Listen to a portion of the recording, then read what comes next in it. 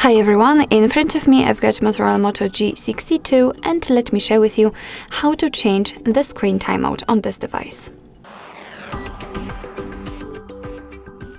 So first of all we have to enter the settings, and now let's find the display option. Here we've got the screen timeout, so let's enter. And as you can see, we've got plenty of settings from which we can choose.